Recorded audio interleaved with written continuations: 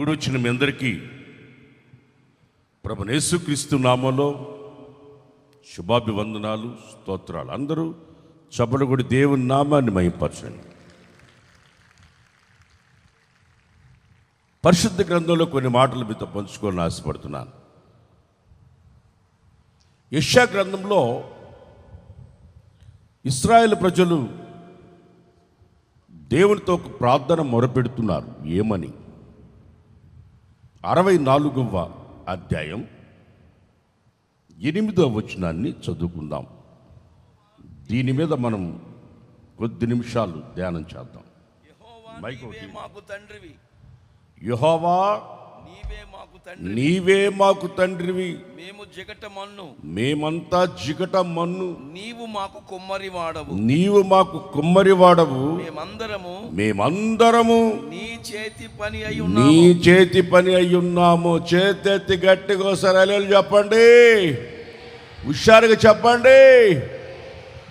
నువ్వే మా తండ్రివి, నువ్వే మా తండ్రివి. మేమంతా జిగటమన్ను, నువ్వు మా కుమ్మరివి, నీ చేతి పని మేమై ఉన్నామని దేవునితో, తండ్రితో వాళ్ళు ఒక ప్రార్థన మొరపెట్టుకుంటూ ఉన్నారు. ఇక్కడ కూడి వచ్చిన మీరందరూ ఆ ఇశ్రాయేలు దేవుడైన, సృష్టికర్త అయిన దేవుడు, సైన్యములకు అధిపతి యెహోవా, ఆయన మనకందరికీ తండ్రి అయి ఉన్నాడని గుర్తించి మనమంతా జిగటమన్నుగా ఉన్నామన్న సంగతి ఆలోచించి, నీవు మమ్మల్ని సృష్టించిన కుమ్మరివి, నువ్వే మమ్మల్ని సృష్టించావు అని ఈ ఇశ్రాయేలు ప్రజలు దేవునితో ప్రార్థన చేస్తున్న ప్రార్థన దేవుడు ఆలకించాడు. దేవుడు ఆలకించి ఇర్మియాకు ఒక మాట చెప్తున్నాడు. ఇర్మియా గ్రంథం 18వ అధ్యాయం 1వ వచనం నుంచి మనం చూస్తే, యెహోవా యొద్ద నుండి ఇర్మియాకు ప్రత్యక్షమైన వాక్కు, నువ్వు లే, కుమ్మరి ఇంటికి పొమ్ము, కుమ్మరోడి ఇంటికి పో, అక్కడ నా మాటలు నీకు నేను నా మాటలు నీకు అక్కడ తెలియజేస్తాను. అక్కడ కాపున ఒక్క నిమిషం మళ్ళీ వస్తాను, అక్కడికి వెళ్ళి నేను మాట్లాడతాను అన్నాడు. కుమ్మరోడి ఇంటికాడికి పోయితే దేవుడు మాట్లాడటం ఏంటి? దేవుడు మాట్లాడాలనుకుంటే పలు విధాలుగా మాట్లాడతాడు. వాక్యం ద్వారా మాట్లాడతాడు, దైవ సేవకుల ద్వారా మాట్లాడతాడు, కళల ద్వారా మాట్లాడతాడు, దర్శనాల ద్వారా మాట్లాడతాడు, స్వయంగా ఆయనే మాట్లాడతాడు. వాక్యమైన దేవుడు మాట్లాడతాడు. మనం ఆరాధిస్తున్న దేవుడు మాట్లాడే దేవుడు. చేత తెలియజెప్పు గట్టిగా, మన దేవుడు ఎవరు? మాట్లాడే దేవుడు. చేతులుండి చాపేవాడు, కాళ్ళుండి నడిచేవాడు, నోరుండి మాట్లాడేవాడు, చెవులుండి వినేవాడు. మనం ఆరాధిస్తున్న దేవుడు మాట్లాడే దేవుడు. అక్కడికి వెళ్ళి మాట్లాడతానన్నాడు. కొంతమంది ఉంటారు చేదస్తులు. ఒకడు నీళ్ళల్లో పడిపోయాడు, ఒకడు ఈదుకుంటా వచ్చి ఒరే చెయ్యిరా బయటికి తీసుకొస్తా అన్నాడు. వద్దొద్దు, నా దేవుడు నన్ను రక్షిస్తాడు ఉబ్బో అన్నాడు వాడు. అంతలో పడవ ఒకటి వేసుకొచ్చి ఒరే చెయ్యిరా పైకి, రారా రారా మునిగిపోతావు, రారా సుడిందిరా ఇక్కడ, నా దేవుడు నన్ను రక్షిస్తాడు పో. హెలికాప్టర్ పైన చేసుకుని తాడేసుకుని ఒకటి దిగి చెయ్యిరా నేను పైకి తీస్తాం, సుడిందిరా అక్కడ పోతావు అంటే, నా దేవుడు నన్ను రక్షిస్తాడు.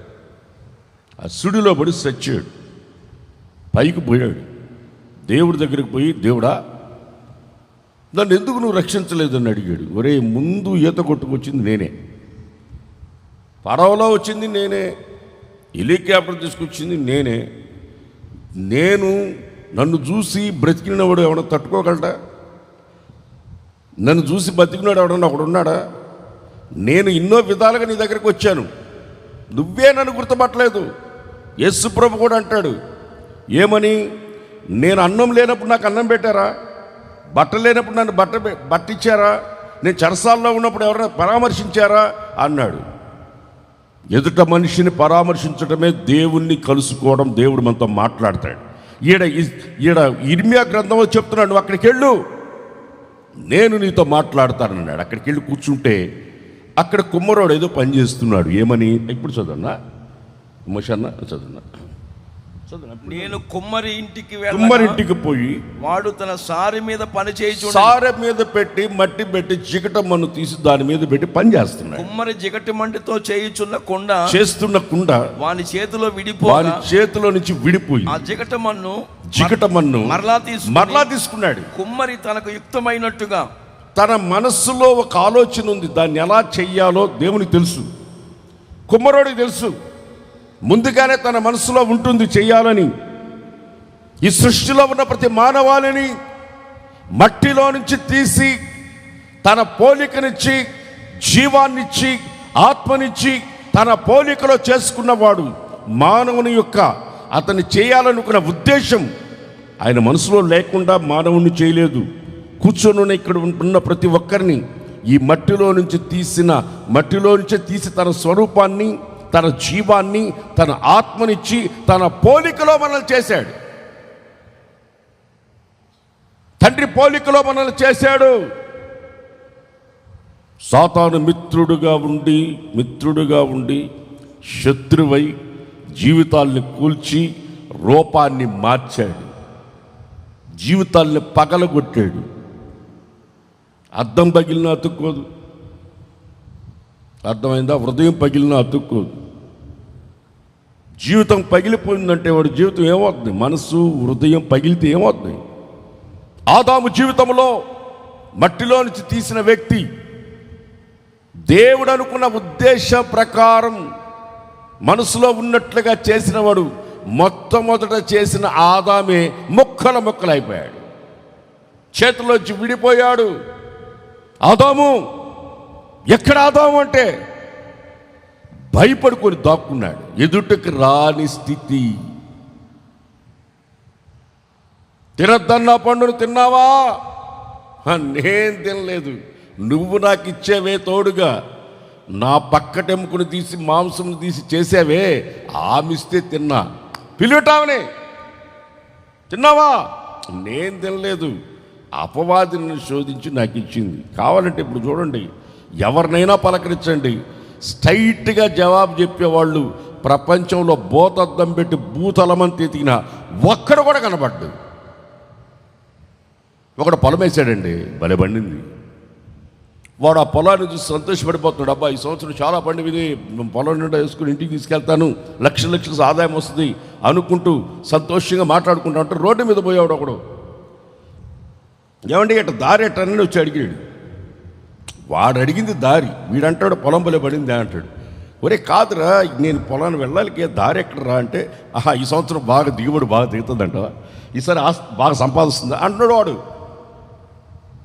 వీడాడు మెంటలో ఉన్నట్టు వాడు వెళ్ళిపోయాడు. ఇంటికి వచ్చాడు వీడు.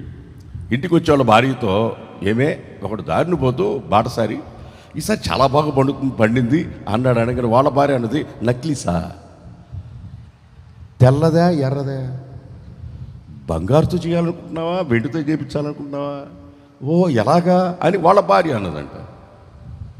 వాళ్ళ భార్య పెద్ద కూతురు దగ్గరికి పోయి, ఏమే ఎంతకాలానికి మీ నాయనకి తెలివచ్చింది, నాకు ఒక నక్లీస్ చేసి పెడతానున్నాడు అని అంటే, ఆ పిల్ల అన్నది, కారులో వచ్చాడా స్కూటర్లో వచ్చాడా, ఎక్కడ కలుసుకోమంటున్నాడు? ఓహో వాడే వస్తానన్నాడా లేకపోతే నన్ను రమ్మన్నాడా అని పెద్ద కూతురు అన్నదంట. చిన్న కూతురు దగ్గరికి పోతే ఆ పిల్ల పోయి చెల్లెల దగ్గరికి వెళ్ళి, ఏమే అక్క ఎంతకాలానికి అమ్మ ఎంత మంచిది, నా బాయ్ ఫ్రెండ్ వస్తే డైరెక్ట్గా వచ్చి నాకే చెప్తుంది అని చెల్లెలకు చెప్తే, వాడు టికెట్ తీసి పెడతాన్నాడు, సినిమాలో నన్ను తీయమన్నాడా అని ఆ పిల్ల చెప్తున్నాడు. ఎవడి దారి వాడిది. ఈరోజు స్ట్రైట్గా మాట్లాడేవాడు ఒకడు లేడు, స్ట్రైట్గా మాట్లాడేవాడు ఒకడు లేడు.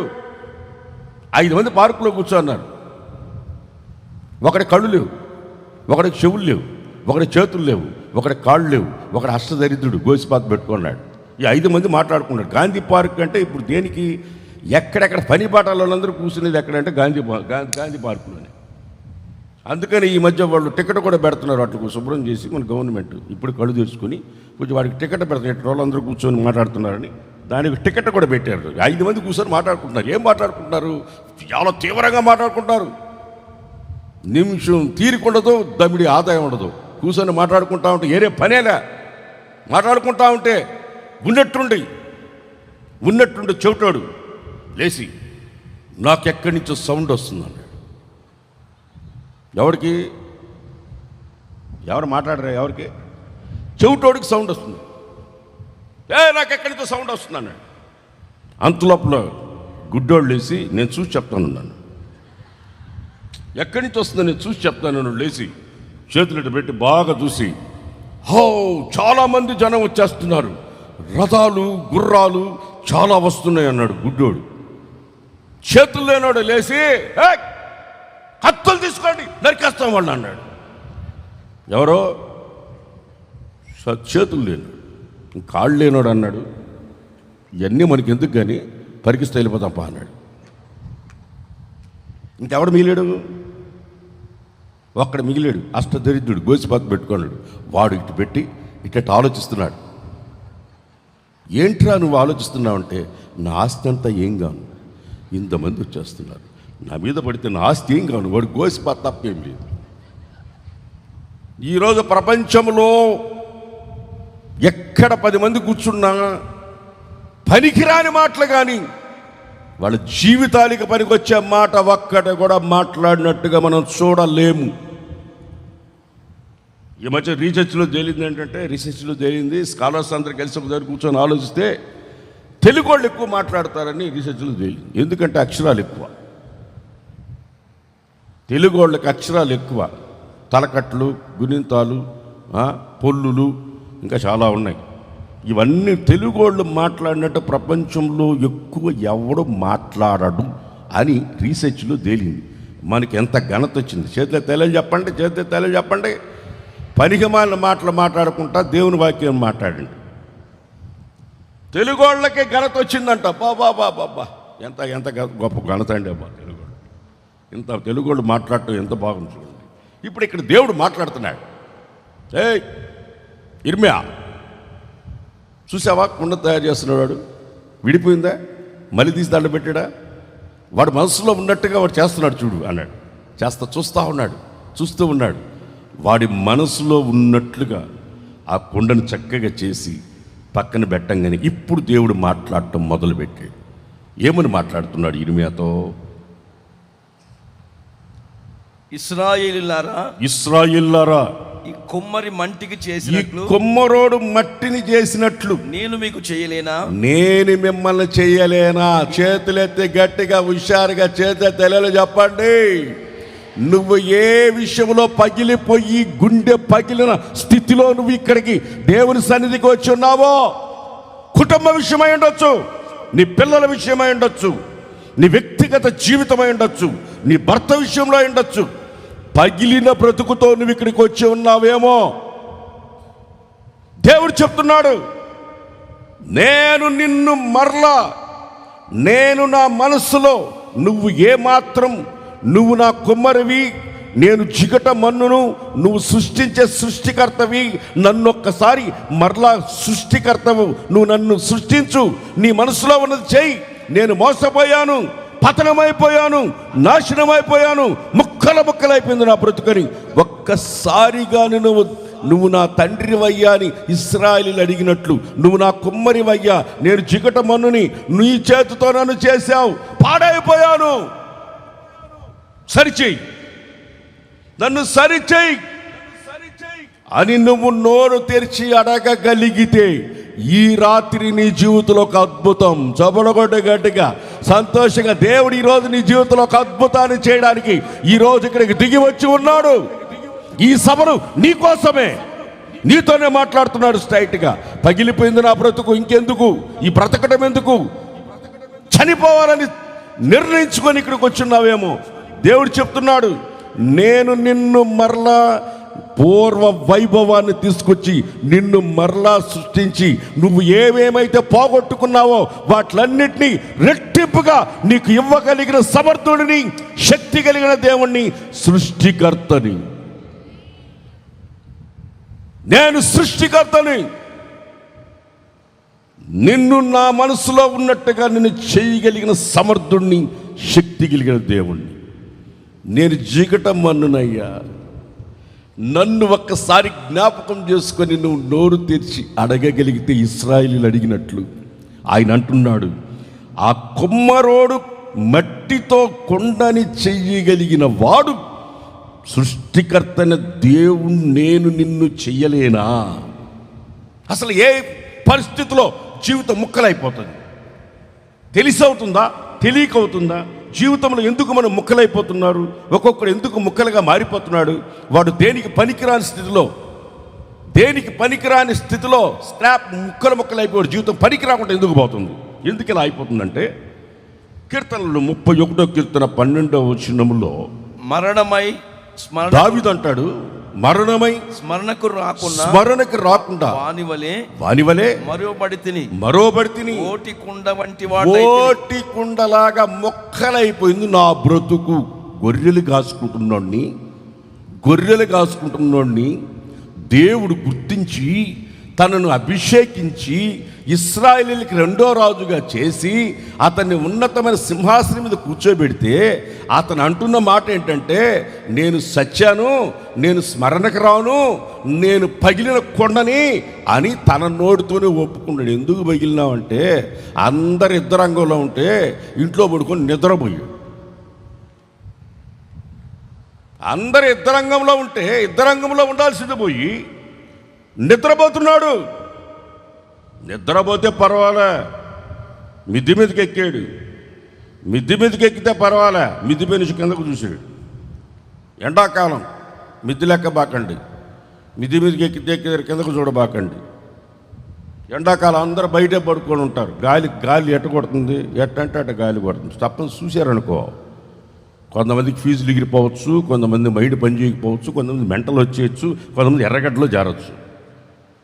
మీరు ఏడంటాడు చూడబాకండి. వీడు పైకి వెళ్ళి చూసి పైనుంచి కిందకు చూశాడు.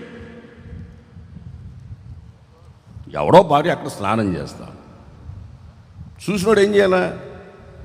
గౌరవంగా తల తిప్పుకొని పక్కకి తిప్పుకొని దిగేసి రావాలి కిందకి. చూసి ఒకటి పిలిచి, ఎవరక్కడ, ఎవరు? పలానాడు భార్య, తీసుకొచ్చి. రాజు అయితే అంతకుముందు గొర్రెలు కాసుకునే సంగతి తెలియదు నీకో? నువ్వు గొర్రెలు కాసుకుంటున్నవాడు కదా నిన్ను స్థితికి దేవుడు తీసుకొచ్చింది. అందరు ఇద్దరంగంలో ఉంటే నువ్వు ఇంట్లో పడుకోవడమే తప్పు, పడుకున్నాడు పైకి వెళ్ళడమే తప్పు, ఇంకోటి భార్యను చూడటమే తప్పు. ఆ భార్యను తీసుకొచ్చిన అంటాడు, నేను పగిలిపోయిన కొండని. వాడు పిలిపించి మరి వాడి చేతికి ఉత్తరం ఇచ్చి ఇద్దరంగంలో ముందు పెట్టండి అని ముందు పెట్టించి వీడు చేసిన పాపాన్ని కప్పుకోవడానికి వాడిని చంపించి పగిలిపోయిన కొండని అంటున్నాడు. నేను పగిలిపోయిన కొండని ఎందుకు పగిలిపోయినావు నాన్న? నువ్వు ఎందుకు పగిలిపోయినావు? నువ్వు పగిలిపోవడానికి కారణం ఏంటి? దేవునికి విరోధమైన పాపం ఏంటి? ఇంకోటి భార్యను ముట్టుకోకూడదన్న సంగతి తెలీదా? యేసేపు ఏమంటాడు అన్య దేశంలో? దేవునికి విరోధమైన పాపము నేను, చెప్పండి పూర్తి చేయండి, దేవునికి విరోధమైన పాపము నేను చేయను. నువ్వు అని భార్యవి, ఇల్లంతటి నాకు అప్పగించాడు. నువ్వెవరో నాకు తెలీదు,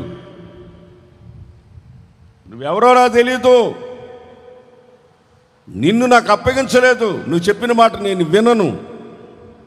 నేను దేవుని భయం కలిగిన వ్యక్తిని. నా జీవితాన్ని పగలగొట్టుకోను. నిందలు రావచ్చు, శ్రమలు రావచ్చు, కష్టాలు రావచ్చు, అవమానాలు రావచ్చు. నీ జీవితాన్ని, ఆత్మీయ జీవితాన్ని నీవు ముక్కలు చేసుకోకూడదు. జాగ్రత్త. దేవుడు సూటిగా నీకే చెప్తున్నాడు. ఎందుకు ఇలాంటి జరిగినాయని మనం బైబిల్లో ఎందుకు రాస్తున్నాయి? ఊరికే చదువుకోవడానికే? మన జీవితానికి ఒక గుణపాఠం కోసం కదా ఇవన్నీ రాసి ఉన్నాయి. దావీదుని దేవుడు మరలా కనికరపడి తను పశ్చాత్తాపడ్డాడు గనుక, సౌలు పశ్చాత్తాపడలేదు కనుక అది క్షమించబడిన పాపం.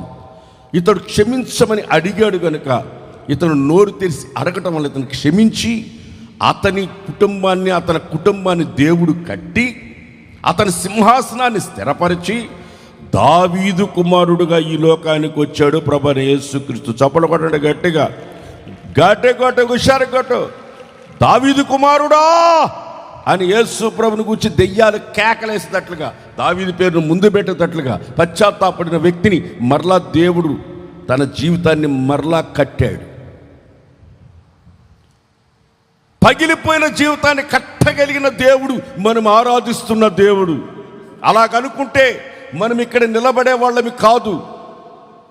ఎవ్వరూ కావాలని చేయరు.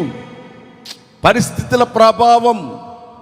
కొంతమంది జీవితాలు ఎందుకు ఇలా తయారయ్యంటే అంతే. కొంతమంది జీవితాలు తెలిసి చేస్తారో తెలియక చేయరు కాదు. ఏదైనా తోటలో అవ్వలను మోసం చేసి తినిపించింది సాతాను. మోసపోవచ్చు జీవితాలలో. ప్రియమైన దేవుని బిడ్డలారా, దావీదు జీవితం పగిలిపోవడానికి కారణం అదే. అందుకనే 51వ కీర్తన రాసుకున్నాడు, నీ సన్నిధి నుండి నన్ను దూరం చేయకయ్యా, నీ సన్నిధి నుండి నన్ను దూరం చేయకు. 51:10 నుంచి చూస్తే దావీదు అంటాడు, దేవా నా యందు శుద్ధ నా హృదయం శుద్ధ హృదయాన్ని నాకు తయారు చేయి, నా అంతరంగంలో స్థిరమైన మనసు నాకు దయచేయి, పుట్టించు. నీ సన్నిధి నుండి త్రోసివేయకు, పరిశుద్ధాత్మ నా యొద్ద నుండి తీసివేయకు. పశ్చాత్తాపడుతున్నాడు. ఆ కీర్తన మొత్తం అదే. ఆ కీర్తన అంతా అది రాసుకొని పాట రాసుకుని, సింగర్ కదా, పెద్ద సింగర్ కాబట్టి దాన్నే రాసుకుని పాడుకుంటున్నాడు. నేను ఈ పని చేశాను, అందుకే నేను ఇట్లా అయ్యాను, జాగ్రత్తగా ఉండండి అని తన జీవితాన్ని మన ముందు పెట్టి పగిలిపోయిన జీవితాన్ని దేవుడు జ్ఞాపకం చేసుకున్నాడు, లేవనెత్తాడు. ఒక కుటుంబం ఉంది, రొట్టెల ఇంట్లోనే ఉంది, కరువు వచ్చింది. అక్కడి నుంచి కుప్పతొట్టైన చెత్తకుండైన ఊరిగిపోయారు. భర్త పిల్లలు, 2 పిల్లలు తీసుకుని వెళ్ళారు. నయోమి మీకు అందరికీ తెలుసు. అక్కడ ఏదో తినడానికి ఉందంటే పోయారు. రొట్టెలీలను విడిచిపెట్టారు, చెత్తకుండికి పోయారు, కుప్పతొట్టికి పోయారు. అక్కడికి వెళ్ళిన తర్వాత వాళ్ళ జీవితాల్లో జరిగిన సంభవం ఏంటి? భర్త చనిపోయాడు, 2 పిల్లలకి పెళ్ళిళ్ళు చేస్తే 2 కొడుకులు చచ్చిపోయారు. కుటుంబం చీకటి ఆవరించేసింది. కుటుంబం బద్దలైపోయింది, గుండె బ్రద్దలైపోయింది. కుటుంబంలో భర్తను పోగొట్టుకొని ఒక పక్క, 2 కొడుకులను పోగొట్టుకొని ఒక పక్క. అందరూ ఉదయాన్నే వీళ్ళ ముఖం చూస్తున్నాం అనేవాళ్ళు. ఇంట్లోంచి బయటికి రావాలంటే భయం. ఒకరి ముఖాలు ఒకరు చూసుకుంటున్నారు. 3 భర్తలు పోగొట్టుకుని ఇంట్లోనే కూర్చొని కన్నీళ్లతో ఉన్నారు. భర్త చచ్చిపోతే స్త్రీ జీవితం ఎలా ఉంటుంది? ఇప్పుడే 2025 సంవత్సరంలో ఆధునిక ప్రపంచంలో ఈరోజే ఇలాగ ఉంటే ఆ రోజుల్లో ఎలాగుంటుంది? ప్రేమ దేవుని బిడ్డలారా, గుండెలో పగిలిపోయిన స్థితిలో ఉండి ఆమె ఒక మాట అంటుంది. రూతు గ్రంథం 1వ అధ్యాయం 20వ వచనంలో ఆమె అంటుంది, సర్వశక్తుడు నాకు మోసం చేశాడు, చాలా దుఃఖం కలుగు చేశాడు. నన్ను నయోమి అని పిలవద్దు, మారా అనండి. నన్ను మారా, చేదు అని పిలవండి. నా జీవితం చేదైపోయింది, పగిలిపోయింది నా గుండె. నాకు 2 పిల్లలు పోగొట్టుకున్నాను. నా బ్రతుకు కన్నీళ్లమయమైపోయింది. నన్ను ఎవరైనా సరే నన్ను నయోమి అని పిలవద్దు. చేదైపోయింది నా బ్రతుకు, మారాగా మారిపోయింది. చేదైపోయింది నా బ్రతుకు, పగిలిపోయిన బ్రతుకు అయిపోయింది. నా బ్రతుకు మరలా బాగుపడుతుందని నాకు తెలియదు. నాకు బాగుపడతానన్న ఆశ నాలో లేదు.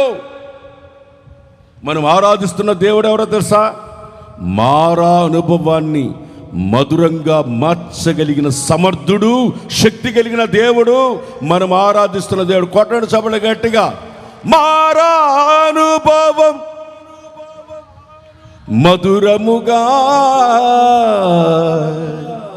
మార్చగలవు నీవు.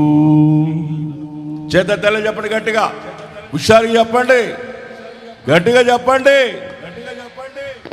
ఏదన్నా పదాలు మేము రాస్తామంటే ఏం మిగిలిచ్చినాడు వేసాను, అన్నీ రాసేసాడు, అన్నీ పాడేశాడు. ఇంకేం పాడాలి మనం? అన్నీ పాడేశాడు ఆయన. ఏం పాడతాం? ఏదన్నా పదం వెతకతామంటే అన్నీ పాడేసినాడు. ఏం పాడతాం? ప్రైజ్ లార్డ్, దేవునికి స్తోత్రం కలుగును గాక. చేస్తే తెల్లలు చెప్పండి, గట్టిగా చెప్పండి, హుషారు చెప్పండి. నయోమి బతుకు అయిపోతే నయోమి కోడలు, 2 కోడలు ఇటు పిలిచి నాకు వయసు లేదు. మరలా వాళ్ళ పద్ధతి ఏంటంటే వాళ్ళకు మగపిల్లలు ఉంటే మళ్ళీ పెళ్లి చేయొచ్చు. అయినా నేను మరలా పెళ్లి చేసుకుని ఇంకొకటి కానీ వాడు పెద్దోడైన దాకా మీరుండి ఎందుకు వచ్చిన బాధమ్మా, మీరు వెళ్ళిపోండి తల్లి, మోయాబీల జాతిలో నుంచి నేను చేసుకున్నాను, మామూలుగా చేసుకోకూడదు, నేను ఇక్కడికి వచ్చి నా పరిస్థితి ప్రభావాలన్నట్టు చేసుకున్నాను, మీరు వెళ్ళిపోయి వయసు మీద ఉన్నారు, మీకు నేను ఏడ కాపలా కాస్తాను, వయసు మీద ఉన్న వాళ్ళు భర్త చచ్చిపోతే అత్తలు ఏడ కాపలా కాస్తారమ్మా, నేను కాపలా కాదు, మీరు వెళ్ళిపోండి అమ్మా అనగానే వెళ్ళిపోయిన పెద్ద కోడలు వచ్చి ముద్దు పెట్టుకుని, మా అత్త అంత అత్తలేదు, ఇలాంటి అత్త ప్రతి ఇంట్లో ఉండాలని ముద్దు పెట్టుకొని మరి వెళ్ళిపోయింది. ఆ తర్వాత ఆమె చరిత్ర కనబడదు బైబిల్లో. చిన్న కోడలు రూతు తన పొరపాటును వెళ్ళనన్నది.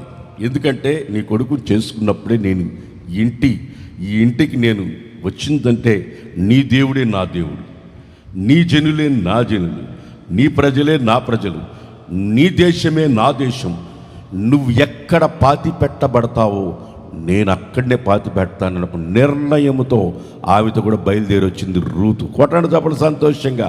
ఒక అన్నిరాలు, ఒక మోయాబీ జాతిలో పుట్టిన రూతు ఒక నిర్ణయం తీసుకొని దేవుణ్ణి గుర్తుపట్టి మీ దేవుడే దేవుడు, సజీవుడు, సృష్టికర్త అని ఆమెను వెంబడించి బయలుదేరొచ్చు. ఆ బ్రతుకేంటి? భర్త చచ్చిపోయింది, యవ్వన కాలంలో ఉన్న భర్త చచ్చిపోయింది, రోగిష్ఠోళ్ళకి పెళ్లి చేశాడు. మనకు ఒక సామెత ఒకటి ఉంది, రోగం ఉంటే పెళ్లి చేయరా కుదరుతుంది అంటారు. వాడు రోగిష్ఠోడికి పెళ్లి చేస్తే ఆడ కుదురుతుంది. వాడు రోగిష్ఠోళ్ళు ఇద్దరు చచ్చినారు. వాళ్ళ ఆడపిల్లల జీవితంలో గుండెలు నిప్పులు పోశారు. మొత్తానికి ఆ అమ్మాయి బాధపడుతూ వచ్చింది, ఇక్కడికి వచ్చింది. ఏం చేస్తుంది? పొలంలోకి వెళ్ళి పరిగేరుకుంటూ పొలంలో పరిగేరుకుంటూ ఆ పొలంలో ఈ పొలం, ఆ పొలంలో పోయి పరిగేరుకుంటూ ఉంది. వాళ్ళు ముందు కోసుకొని వెళ్ళిపోతుంటే కింద పడిపోతే ఆ ఏరుకొని వచ్చి గంజి కాసుకుంటుంది. నా బ్రతుకు ఎందుకు ఇలా ముక్కలైపోయిందని కన్నీళ్లు కారుస్తూ దుఃఖంతో బాధతో ప్రలాపిస్తూ వాళ్ళ అత్తని పోషించడానికి వృద్ధాప్యలో ఉన్న వాళ్ళ అత్తని పోషించడానికి వాళ్ళిద్దరి గురించి చదివితే ఎంత బాగుంటుందండి అసలు బైబిల్లో. ఒక సేవకుడు, ఒక విశ్వాసి వాళ్ళిద్దరిలో కనబడతారు. నయోమి ఒక సేవకుడైతే రూత్ ఒక విశ్వాసి అయితే వీవి పోయి ఆవును పోషిస్తుంది. చూడండి, చవల కొట్టండి గట్టిగా, హుషారుగా గట్టి కొట్టండి. సేవకుడు మాట వినబట్టే కదా బోయాజు ఆమె జీవితంలో కడుగు పెట్టింది. సేవకుడు మాట వినబట్టే కదా, నయోమి మాట వినబట్టే కదా రూతు జీవితంలో బోయాజు వచ్చింది. సేవకుల మాట వినేవాళ్ళు ఎక్కడున్నారు? సేవకులు పోషించే కుటుంబాలు ఎక్కడ కనిపిస్తున్నాయి? సేవకుల కుటుంబాన్ని పోషించే ప్రతి కుటుంబం ఒకరోజు రాబోతోంది.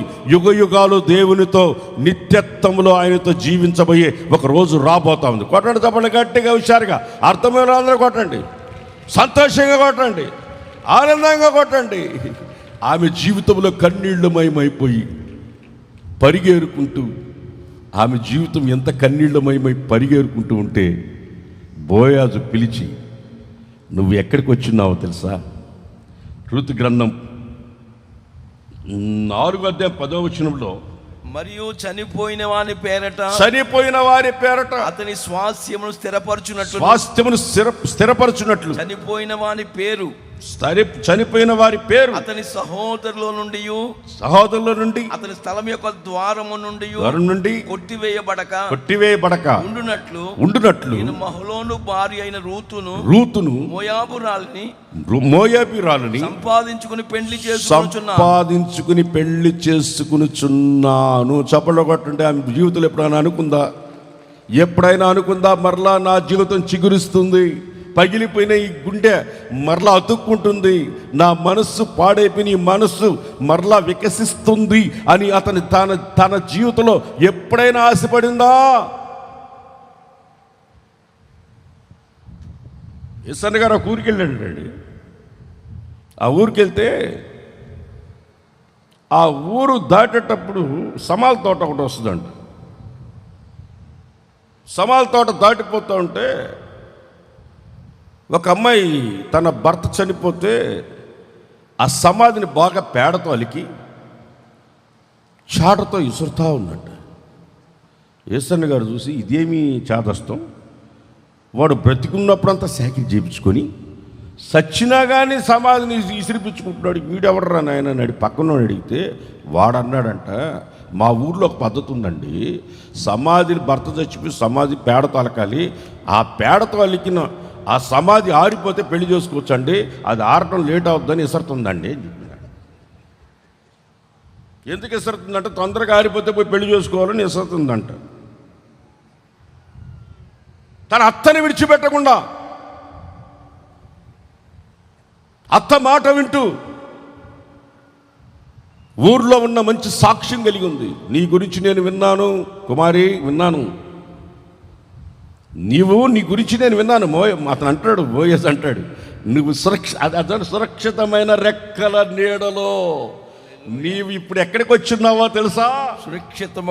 సురక్షితముగా ఉండునట్లు నీవు వచ్చితివి. ఆయన నీకు సంపూర్ణమైన బహుమానమునిస్తాడు. చబలగొట్టడు గట్టిగా. ఇటువంటి పొజిషన్లో పగిలిపోయి భర్త లేని యవ్వన కాలంలో భర్త చనిపోయి నీ జీవితంలో నిన్నెవరు పట్టించుకోలేని స్థితిలో కన్నీళ్లమయమై ఇక్కడ వచ్చున్నావేమో. బోయాజు లాంటి వాడు నీ జీవితంలోకి వస్తాడు. దేవుడు నిశ్చయంగా నీ జీవితాన్ని మరలా కడతాడు. చపల కొట్టండి, గట్టిగా కొట్టండి, హుషారు కొట్టండి. తల్లిదండ్రులే భర్త చచ్చిపోయి ఇంటికి వస్తే నోటికొచ్చేట మాట్లాడే తల్లిదండ్రులు లేకపోలేదు. ప్రియమైన దేవుని బిడ్డలారా, మనం ఇక్కడ గమనించి చూస్తే రూతు జీవితాన్ని మరలా కట్టగలిగాడు. ఆ రూతు వంశములో నుంచే ఈ లోకానికి యేసు ప్రభు వచ్చాడు. చప్పట కొట్టండి, గట్టిగా కొట్టండి. ఆయన కట్టగలడు. ఆయనే ఒక నిత్య సంకల్పాన్ని మన జీవితంలో నెరవేర్చగలడు. ఆయనకి అసాధ్యమైనది ఏది లేదు.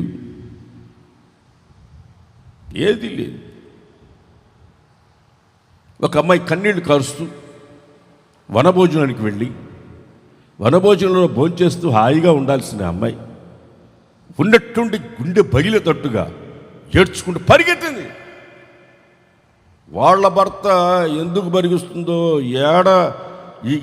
ఈ వనభోజనం దగ్గర ఎక్కడ ఏం స్పాటో యాక్సిడెంట్ కాదు, తోకుతారే కొండ మీద నుంచి,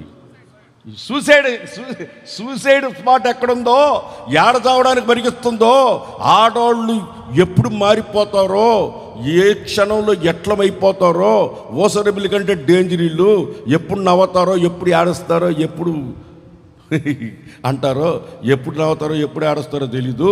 ఏడక పరిగిస్తుందని వీడు వెనక పరిగెత్తి నా మీద ఎందుకు కేసు వస్తుందని ఆమె వెనక పరిగిస్తున్నాడు. ముందుగానే గుండెల్లో గుండె పగిలిపోయిన ఏడ్చుకుంటూ పరిగిస్తుంది. మామూలుగా పరిగిస్తే పర్వాలా, ఏడ్చుకుంటూ పరిగిస్తుంది. ఆ సమీపంలో షిలోహులో ఒక దేవుని మందిరం ఉంది.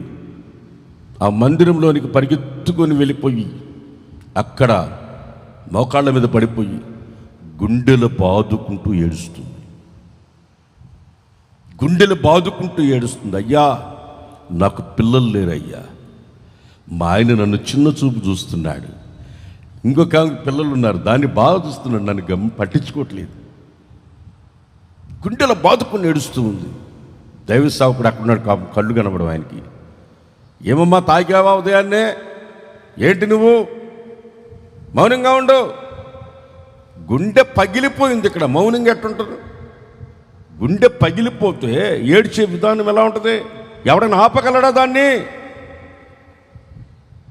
ఎవడు ఆపగలడు? ఏడుస్తూ ఉంది. ఎందుకు ఏడుస్తున్నావు? పిల్లలు లేరయ్యా, నాకు పిల్లలు లేరు. పిల్లలు లేకపోతే ఆడపిల్లకి భర్త ఏమంటాడు తెలుసా? నేను విడిచిపెట్టేస్తే ఇంకో దాన్ని చేసుకుంటా అంటాడు. సుమారు ఒక 30 ఏళ్ల కిందట మా చర్చికి వాడు వచ్చేవాడు. వాడికి పిల్లలు పుట్టకపోతే నిన్ను వదిలేస్తాను, ఇంకో దాన్ని చేసుకుంటా అన్నాడు. వాళ్ళ భార్య ఎందుకు వచ్చిన బాధను వాళ్ళ చెల్లెల్ని ఇచ్చి పెళ్లి చేసింది. వాళ్ళ చెల్లెలకు పుట్ల. ఆ తర్వాత ఈ మనిషికి పుట్టారు. ఇప్పటి వరకు వాళ్ళ చెల్లెలకి పిల్లలు పుట్ల. వాడికి బంపర్ ఆపర్ అనమాట. ఒక చీర కొంటే ఒక చీర అన్నట్టు చూడు. ఆ టైప్లో వాళ్ళు అక్కని చేసుకున్నాడు, చెల్లెలు కూడా మళ్ళీ చేసుకున్నాడు. బంపర్ ఆపర్, ఒకటి కొంటే ఒకటి ఫ్రీ అని వాళ్ళ చెల్లెలు కూడా కాపురం చేస్తున్నాడు. పిల్లల పుట్ల పిల్లలు పుట్టడంత మాత్రాన భార్య వలన పుట్టడం లేదు అని అనుకోవడం అసంభవం.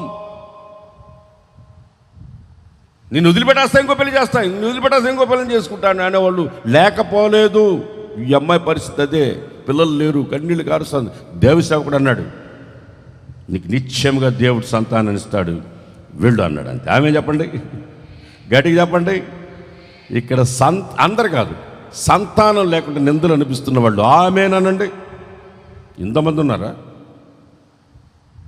ఉన్నారా? అలాగైతే మా చర్చి నిండిపోవును గాక మీ పిల్లలతో. చేతులు తెలియదు చెప్పండి, గట్టిగా హుషారుగా చెప్పండి, సంతోషంగా చెప్పండి.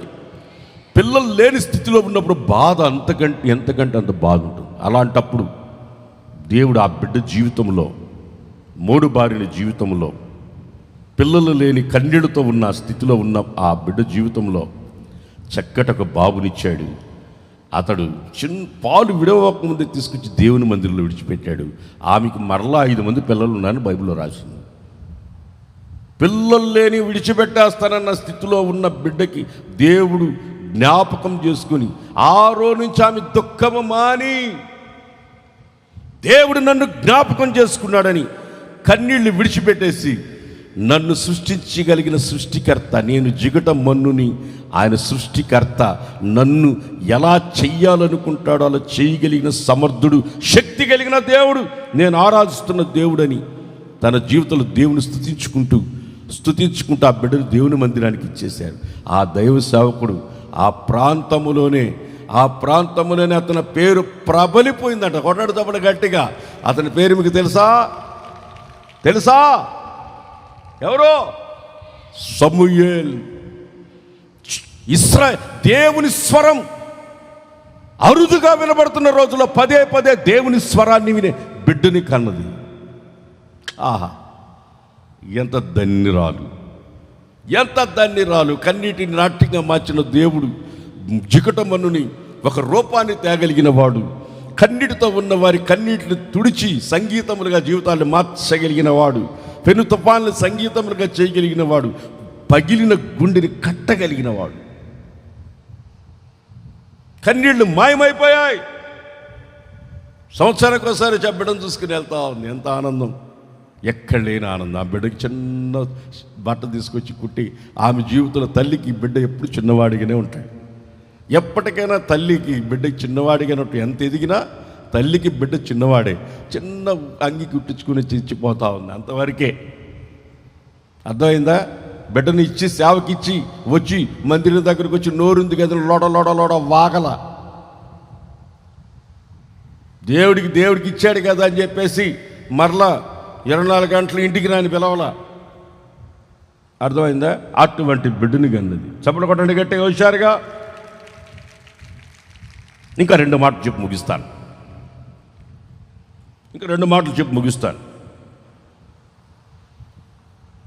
న్యాయాధిపతుల కాలంలో దేవుడు ఒక కుటుంబానికి చెప్పాడు, నీ కడుపులో ఒకడు పుడతాడు, అతడు బలాఢ్యుడై ఉంటాడు, న్యాయాధిపతిగా ఉంటాడు, బలాఢ్యుడిగా ఉంటాడు. అతని కడుపులో ఉన్నప్పుడు మీరు ద్రాక్షరసం అనేది ముట్టకూడదు, అతని తల మీద మంగళకత్తి పెట్టకూడదు, అతను ఒక ప్రత్యేకంగా పెంచాలి. నిన్న రమేష్ భాష గారు చెప్పినట్టు అతన్ని ప్రతిష్ఠించబడిన బిడ్డగా ఉండాలి. చపల కొట్టండి గట్టిగా, హుషారుగా. నాజీరు చేయబడిన బిడ్డగా ఉండాలి అతను. అటువంటిగా అతన్ని పెంచాలి అని చెప్పాడు. అతను చిన్నప్పటి నుంచి మంచిగానే పెంచారు. ఒక వయసు వచ్చింది. వయసు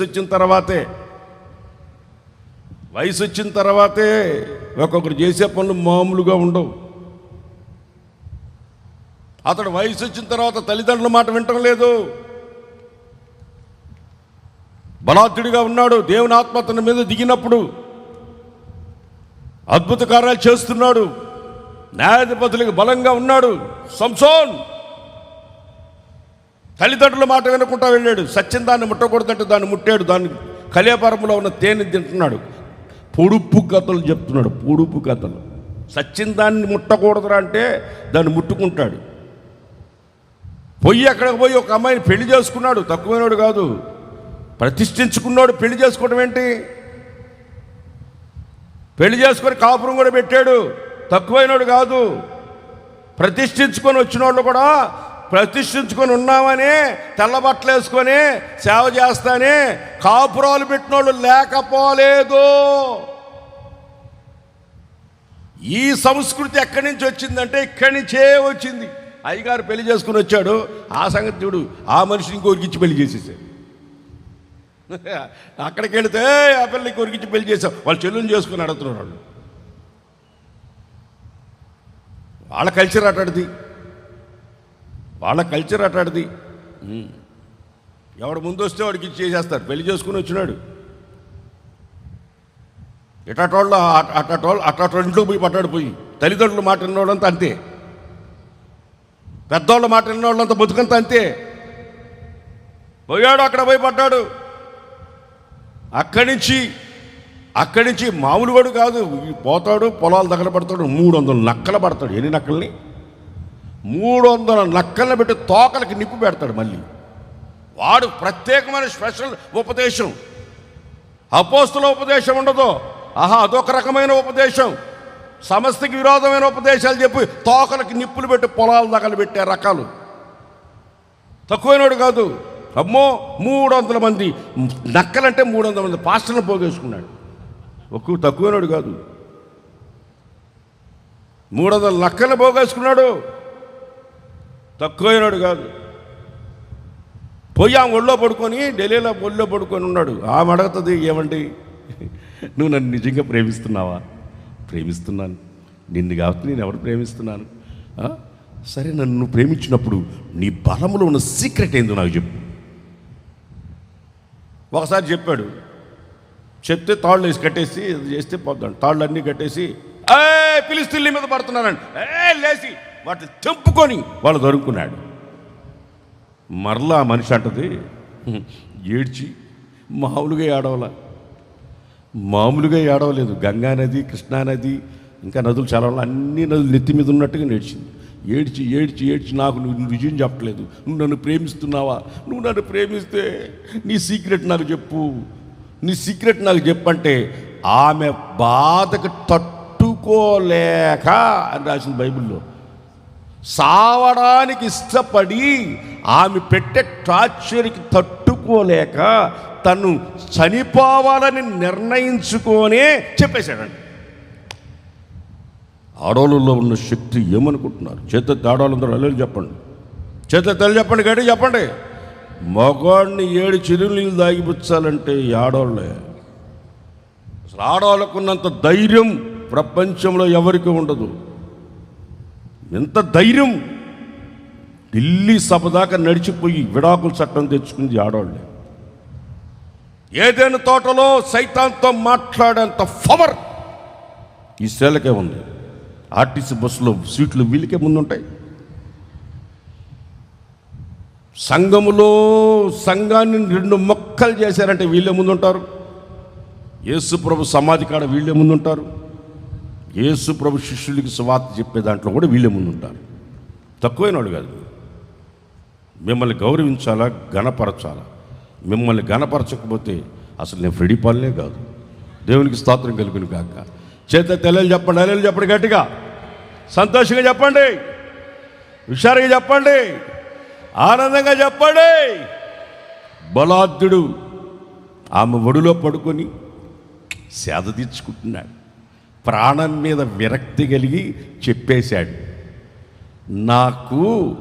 నేను నాజీరు చేయబడిన బిడ్డని, నేను సమర్పించుకున్న వ్యక్తిని, మా తల్లిదండ్రులు నన్ను ప్రభుకి ఇచ్చినారు, మీ న్యాయాధిపతులు వీళ్ళందరికీ న్యాయం చేయడానికి, నేను ప్రజలందరికీ ఉపయోగపడేటట్లుగా దేవుడు నన్ను తల్లి కడుపులో నుంచే ప్రతిష్ఠించాడు. నేను ఇట్లా జీవించాను. ఇదిగో మంగళకత్తి నా తల మీద పడిందంటే నా బలం పోద్దని ఆ మనిషికి విరక్తి కలిగి, ప్రాణం మీద విరక్తి కలిగి చెప్పేశాడు. సొలొమోను అయితే స్త్రీల గురించి ఇంకా ఒక అడుగు ముందుకేసి డీప్గా చెప్పాడు. సొలొమోను ఒక అడుగు ఇంకొక ముందుకేసి ప్రపంచంలో మరణం కంటే బాధకరమైనది ఏదైనా ఉందంటే అది స్త్రీయే నాయనా, టెంగ్ టెంగ్ టెంగ్ టెంగ్ అన్నాడు. మరణకరమైనది అసలు మరణం కంటే బాధకరమైనది ఏది ఉందంటే అది స్త్రీయే నాయనా అన్నాడు. దెబ్బతో కూడా అక్కడికి వెళ్ళాడు, పడుకున్నాడు. ఆమె చిన్నగా పడుకోబెట్టింది, మంచిగా తాగిపించింది, మంచిగా నిద్రపోయాడు. నెత్తి మీద ఉన్న జుట్టంతా మంగళవాళ్ళు పక్కనే కాసుకున్నారు, పిలిచి గుండు చేపించి మొత్తం చేసి, ఏ సంసాన్ ఫిలిస్తీన్ల మీద పడుతున్నారు అని కేకేసింది కూడా ఆ మనిషి. వాడు ఒక్కసారి లేచి ఒక్కసారి ఎరజెముకోకపోతే బద్దలైపోయింది బతుకు. కొండ బద్దలైన వాళ్ళలాగా అయిపోయి దెబ్బకి వాళ్ళ చేతికి దొరికి ముందు కళ్ళు బిరికేశారు, 2 కళ్ళు బిరికేశారు.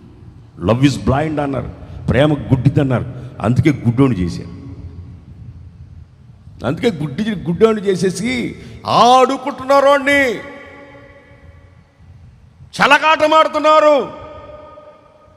బలాత్తుడైన సంసాన్ని దేవుని ప్రతిష్ఠించుకున్న న్యాయాధిపతుల కాలంలో దేవుని ప్రజల పక్షాన పోరాడాల్సిన వ్యక్తి ఈరోజు గానుగ నూనెని తీస్తూ ఎద్దులాగా పశువులాగా తన జీవితాన్ని గడుపుతూ ఉన్నాడు. అక్కడ అందరూ పుల్లలతో పడుస్తున్నారు, కళ్ళు లేవు కదా, ఆడుతున్నారు, తమాషాలు పడుతున్నారు.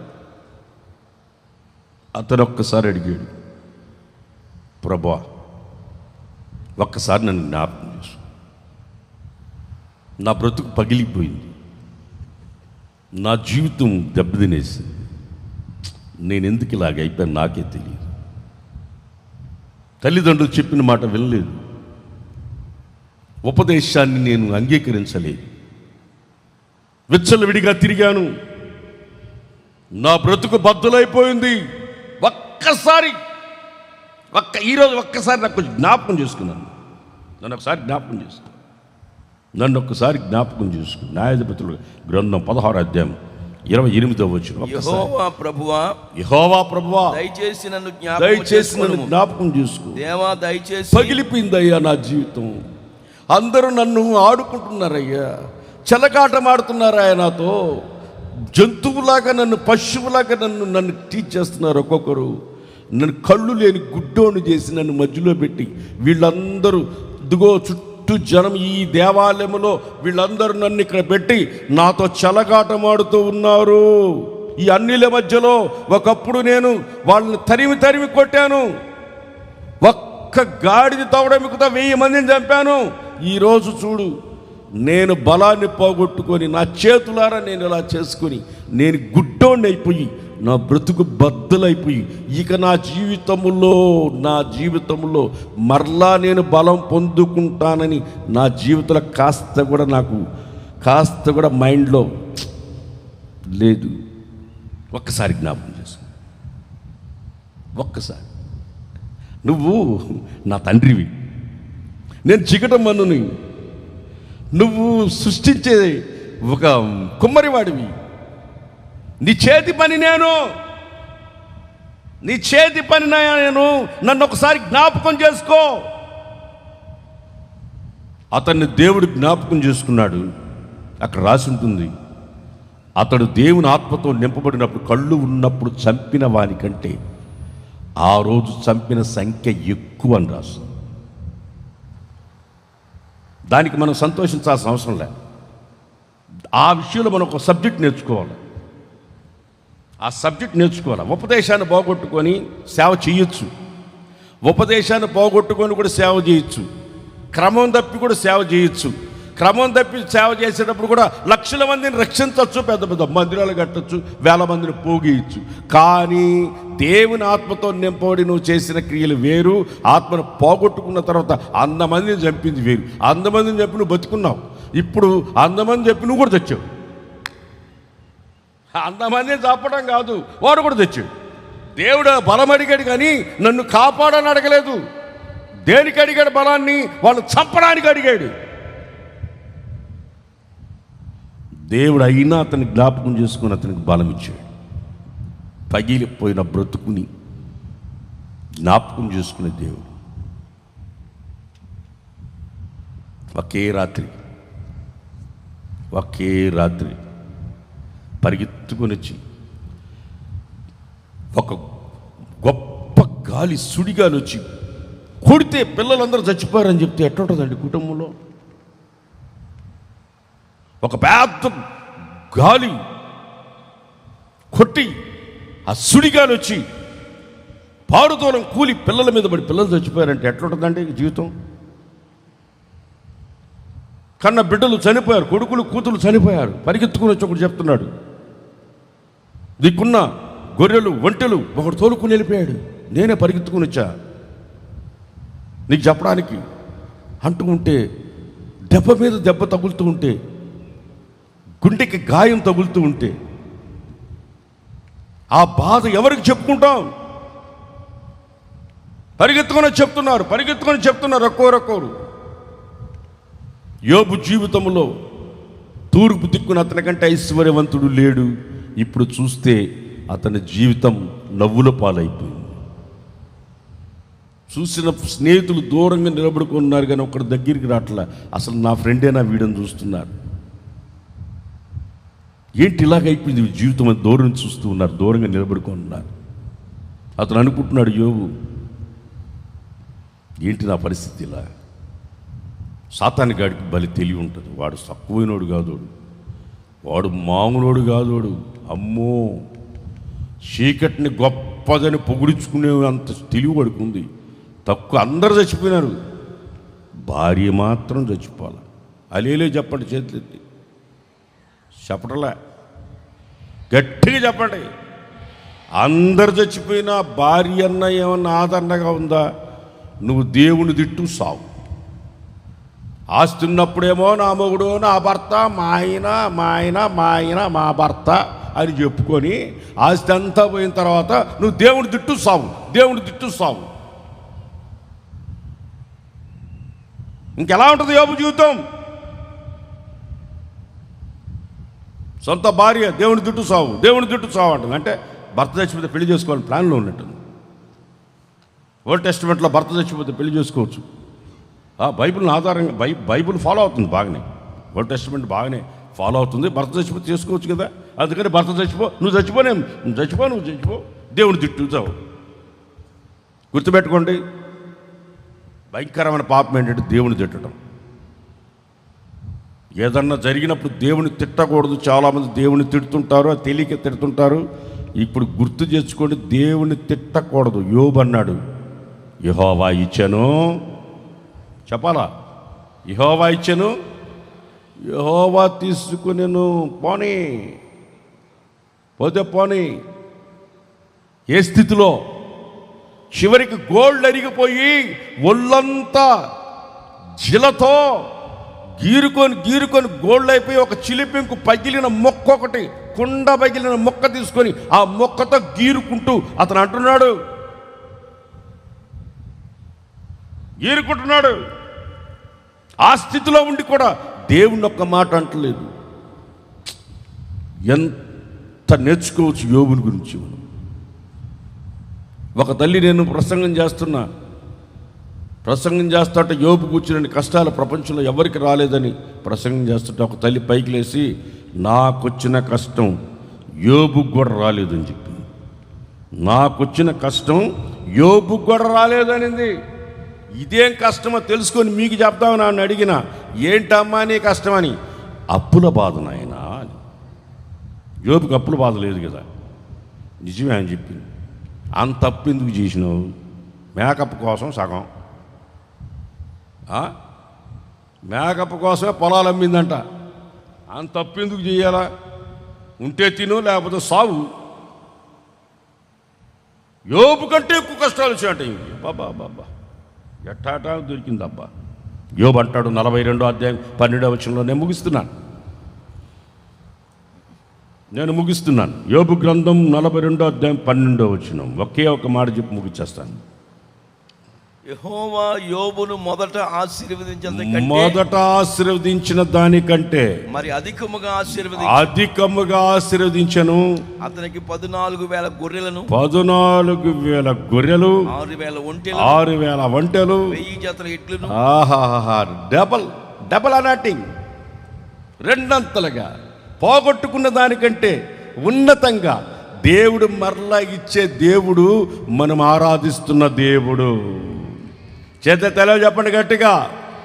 పోగొట్టుకున్నాను ఇక లేదు అనుకుంటే మళ్ళీ నువ్వు తిట్టు సావు అన్నాను, మళ్ళీ పిల్లగలిగింది. ఇది పెద్ద సీక్రెట్.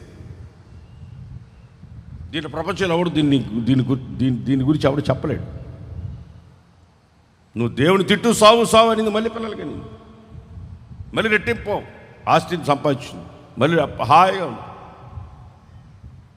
ప్రియమైన దేవుని బిడ్డలారా, అపోస్తలుడైన పౌలు ఈ మట్టి ఘటంలో ఏదో ఉందంట.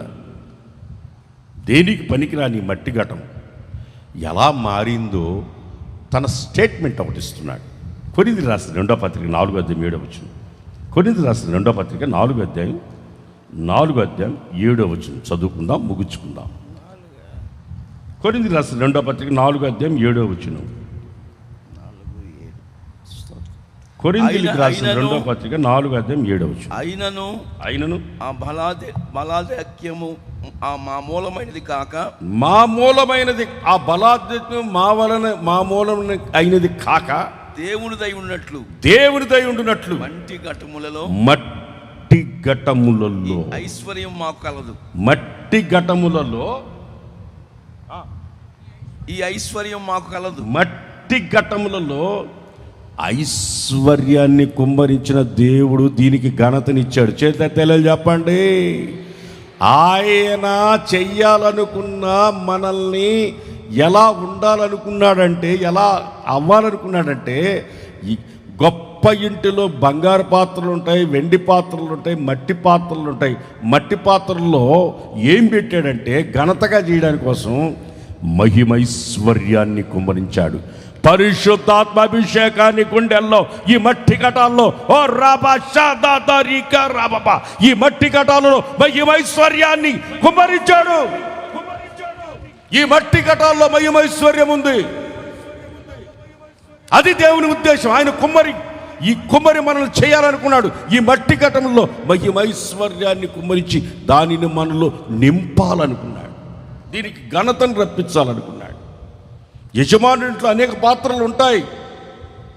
తమను తాము శుద్ధి చేసుకొని పవిత్రపరచుకొని పరిశుద్ధంగా జీవించాలని ఏ పాత్ర అయితే దేవుని సన్నిధిలో పరిశుద్ధపరచుకుంటారో వాళ్ళ గుండెల్లో పరిశుద్ధాత్మ కుమ్మరించి అది మహిమైశ్వర్యంగా మార్చి ఒక్కొక్కరిని ఘనతను తీసుకొచ్చి ఉన్నతమైన స్థితిలో నిలిపి, నువ్వు నిలబడిన దగ్గర మట్టి ఘటంలో మహిమైశ్వర్యాన్ని కుమ్మరించి ఉన్నతమైన స్థితిలో నిలిపి ఆయన వలె నిన్ను నన్ను మార్చి ఆయన ఎదుట నిలబెట్టుకోవాలని ఒక గొప్పవాడు సింహాసనాన్ని విడిచిపెట్టి, ఘనతను విడిచిపెట్టి నీ కొరకు నా కొరకు ఈ లోకానికి వచ్చి ధనవంతుడై ఉండి దరిద్రతను అనుభవించి మనల్ని ధనవంతులుగా చేసి ఉన్నతమైన స్థితిలో పెట్టడానికి ఈ మట్టి ఘటములలో మహిమైశ్వర్యాన్ని కుమ్మరించాడు.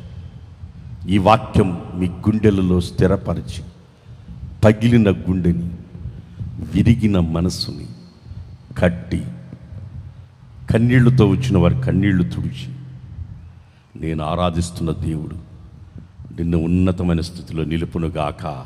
ప్రేమ కలిగిన తండ్రి, పరిశుద్ధుడా, కృప కలిగిన దేవ, ఈ 2వ రాత్రి ఈ సభలలో అద్భుతంగా మీ దాసుని బలపరిచి ఈ సేవకుడి నోట మీ మాటలు ఉంచి మీరు మాట్లాడిన ప్రతి మాట కొరకు వందనాలు ప్రభువా. తండ్రి నీకు స్తోత్రాలు. మరలా లోకములోనికి, పాపములోనికి, శపితమైన అనుభవాల్లోకి పోకుండా నవనూతనమైన మార్గాలు తమ జీవిత దినములన్నీ నడిపించబడుతూ జీవితాన్ని సుఖమయంగా చేసుకోవటానికి సహాయం చేయండి. దరిద్రత, శాపం తొలగిపోయేటట్టుగా సహాయం చేయండి. వాక్యమిత్రి మీ దాసునికులు బలపరచండి. ఉన్నతమైన అనుభవాలు నడిపించండి. బూదిగంతాల వరకు వాడుకో. జరగవలసిన కార్యక్రమాలన్నీ కూడా ఈరోజు, రేపు ఉదయం, రేపు సాయంత్రం ప్రతి కార్యక్రమాలు పరిశుద్ధాత్ముడా మీరు మా మధ్యలో ఉండి జరిగిస్తున్నందుకు వందనాలు చెల్లిస్తూ, సేవకునికులు బలపరిచి అనేక ప్రాంతాల్లో మీరు వాడుకోబోతున్నందుకు స్తుతులు అర్పిస్తూ యేసు నామములో అడుగుచున్నాము తండ్రి. ఆమేన్.